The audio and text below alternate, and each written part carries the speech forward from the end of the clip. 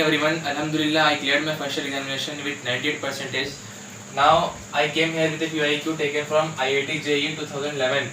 This is a very important model. So in this question you have to take only one formula, that is Newton's formula. This is very important formula. From this formula you can solve any question of this model. This question is very important and repeated every year in JEE mains examination. So the question is, let alpha and beta be the roots of a quadratic equation x square minus 6x minus 2 is equals to 0. This is the given equation such that alpha is greater than beta and an is equals to alpha power n minus beta power n. For n greater than or equal to 1, then find the value of this a10 minus 28 by 2a9.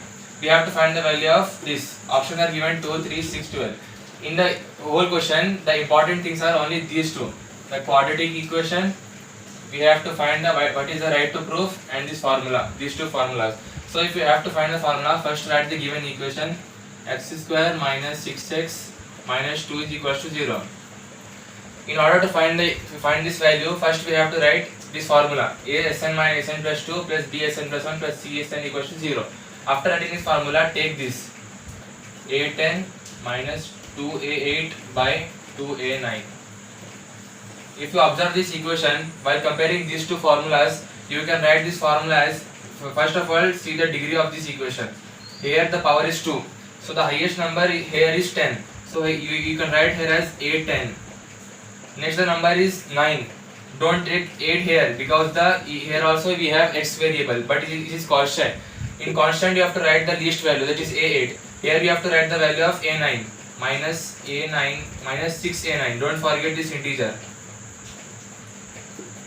a10 minus 6a9 minus 2a8 is equals to 0.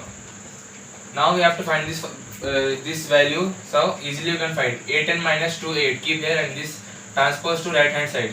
You will get a10 minus 2a8 is equals to 6a9.